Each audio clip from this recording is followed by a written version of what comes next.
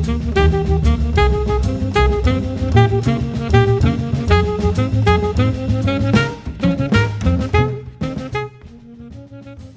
to a new edition of the Neon Jazz interview series with Polish jazz saxophonist and composer Kuba Więcek.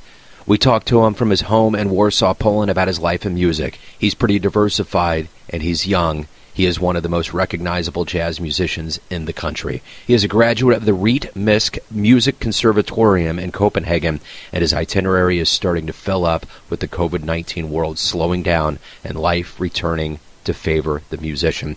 Enjoy his story. Hey, thanks for taking a minute for Neon Jazz. Thanks for inviting me. You bet. So where exactly are you located? In Warsaw. Okay. How's everything going with COVID and the world getting back to some semblance of being normal?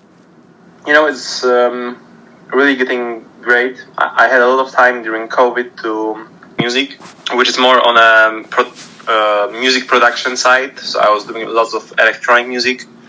Started collaborating with different artists that are maybe not like always jazz artists.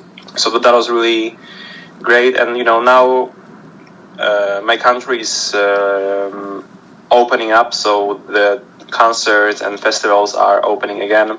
I'm also getting some calls for tours outside of Poland.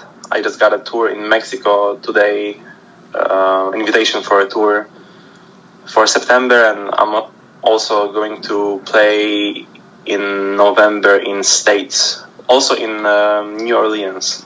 That's wonderful news. I mean, I've spent this entire pandemic hearing about how everything is just closed up, and just to hear that there's musicians that are getting work is really, really great. I know here in Kansas City, the last weekend I got out and caught some shows, and it was magnificent. So things are opening up. So I wanted to let you know, the way I ran into you is I saw an article about you being a rising star in the world of jazz. So I want to know from you, what gave you this distinction? How did you get this distinction?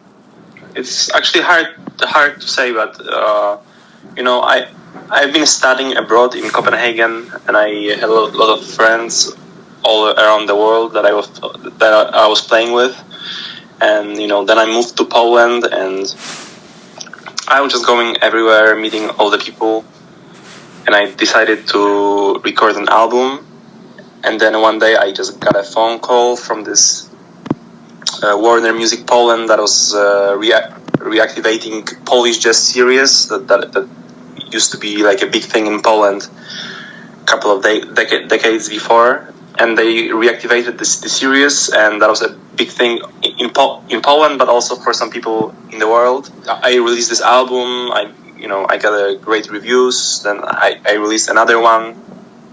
We've been touring with my band for the last 5 years everywhere, and yeah, I mean, people were enjoying this, and I think, like, you know, with my trio we have been really working a lot the last 5 years and slowly building this up. Talk to me a little bit about how everything began for you in childhood. How did you start getting into jazz, and how did that become your life? When I was 7 years old, I went to music school because my mother, she was a music teacher there, and she made me go there. And I was playing cello, but it didn't work out for me so well. So when I was like 11 years old, I changed to saxophone, but still I was like maybe more into computer games at this time. But when I was maybe 15 years old, I met some friends who I wanted to impress, and they were like very much into music, and they made me come play music with them, and they like garage band, and that was the first time I improvised in my life. So that was the first time I maybe, you know, got in touch with jazz music, or with some like spontaneous, you know, decisions. And then I started really, like, one day because I was really addicted to computer games, and one day I completely changed those addictions from computer games to saxophone. I was like 15 years old at this time, and that was a moment where I also knew that I want to become a musician. So from this time, I was just, playing music all day long. In the beginning, it was more about classical music, but then when I was like 17, I went to this jazz concert that really made me fell in love much more with jazz. I made a decision I want to study abroad because when I got into jazz music, I went to those jazz workshops in Poland, and in Poland, some of the musicians, they have been studying in Denmark, and I really liked how they played and talked about music more than the ones from the Polish academies. So I was also, I wanted to study in Denmark, outside of Poland. But then I was like 19 and I didn't get into Copenhagen. So I went to Amsterdam because one of my favorite saxophone players at this time, Ben van Gelder, he was there and he also studied there. And, when I went to Amsterdam, I really wanted to do my own music. Like, I was composing a lot and I was more about experimenting, but the school was very conservative, so they really made me play jazz standards and study Lester Young and Charlie Parker, but I wasn't really into this at this time. So I didn't like the school, I quit it, and I got into Copenhagen. At the same time, I went there to play my own music, but at the same time, the city was very full of jazz tradition, because in the 60s, all those guys like Dexter Gordon, Ben Webster, Oscar Peterson lived there, so the city was full of jazz. Like, I could really feel how honest all the people are about it, all those young musicians who wear the same suits as Charlie Parker or all those guys and having fun with this. So I really fell in love with jazz music there. That was a moment where nobody forced me to do it, but I really took Lester Young and John Coltrane very seriously. But at the same time, my school was like very open-minded. It was not really like a jazz school. It was called the Rytmisk Musik Conservatorium, which is like all the rhythmic music. So every year it was maybe like 30 people, and everybody was like from different place. Like I had a class.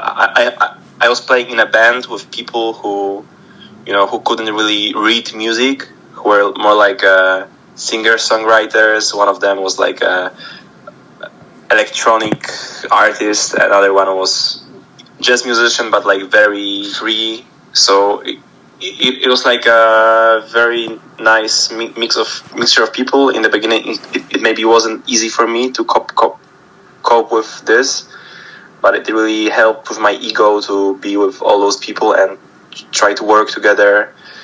The school was like very much into making music, being a leader, doing tours, thinking about how can you be innovative, how can you really get into your own sound. So that was amazing, and I spent there 2 years, and after those 2 years I moved to Poland, and I'm here now for like 5 years. And actually, since like 1.5 years, like 2 months before pandemic started, I decided to move to Berlin to get into electronic music. I was really tired of touring and playing at this time. So I had like those 2 months where I had a lot of freedom. So I went to Berlin and I could just make my electronic music beats from the morning, the evening, every day. And then when it was March, I was supposed to go back for like my touring life, and I was like, oh no, I want to spend more time with my just making my own music. And then the pandemic started, and I really felt like in heaven, because I really had so much fun just being at home and working on my music, because I could really feel I was growing so much.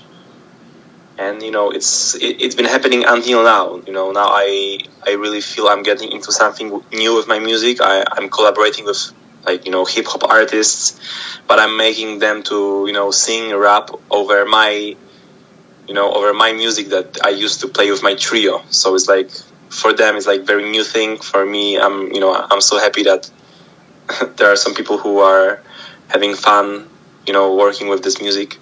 What do you see your future like? Let's say we talk here in about 5 years, the world's picking back up. How do you see things progressing for you? How do you want to kind of evolve in the world of jazz? I'm not really sure if I'm seeing myself as a huge jazz representative in like 5 years. I'm really, what I see myself is like maybe working with Pharrell Williams, with Kendrick Lamar.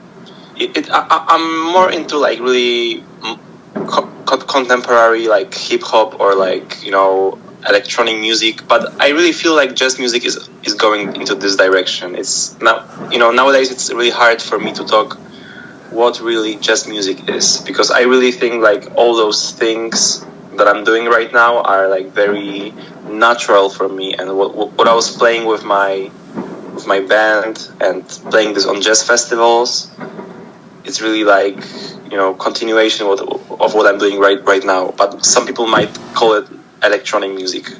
It's hard to name all those things. So let's say you come to Kansas City and you put on a show. What's one of your shows look like and sound like? Now I have just finished touring with my trio. We have released this album called Multitasking like 2 years ago, and we've been really playing so much everywhere. And I have just made a decision to stop playing with this. Now we have recorded an album with a Polish jazz singer, female. I made a music with this trio, which is like very unusual, because there is not really a harmony instrument, and we are accompanying the the vocalist. So it's like a very new thing for me, and I'm experimenting a lot with saxophone not being the main thing on the stage. I'm really tired of like saxophone being the front thing, like playing solos. I really want my saxophone to be something else, to be an instrument that is maybe supporting other instruments. That was always a big thing for me, that when I was studying in Copenhagen, we had this class and everybody was giving each other a limitation. And my friend gave me this limitation: try not to be in the center of everything. Because I was always like, I was going to those jam sessions and I was always stealing the shows. I always, kind of had to be, I don't know how to call it, like the most important. And I really, how do you say, I really got fed up with this. Like I really, when he gave me this limitation, that really changed my life. And I really wanted to, to be fun to play with, like when you are always trying to be the most important, maybe for people that you play with, maybe it's not so much fun to play with you after some time. And I really wanted my playing to make others sound better. So, when I was playing with my trio, which is like, trio with double bass and drums, it's maybe very hard to make saxophone being not in the front, because it's like very traditional jazz trio with no harmony instrument. But that was that was my thing from the beginning, that I maybe when I was composing, I was maybe thinking a little bit about classical compositions. I was maybe a little bit thinking about sound design. I was thinking about using some other techniques from saxophone, that maybe not playing so many solos, maybe playing music that is like more written out, so maybe there is not so much of improvisation in this. But I was always like experimenting with like having everybody in the band change their role all the time. Like, for example, I have this one moment where I want a bass player to play the melody, and then I'm playing bass player role. There's a moment where drummer he's playing on glockenspiel, the main melody. Maybe I'm playing on my saxophone the role of drums by using some sounds that are more like rhythmic.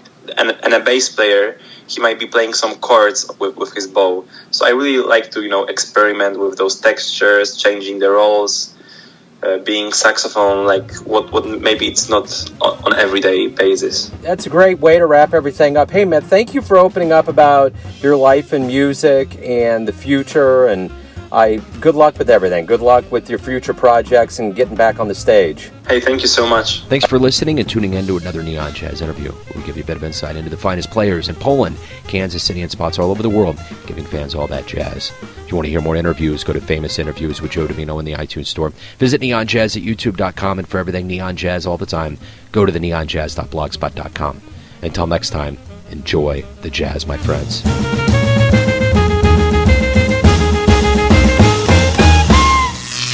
Neon Jazz.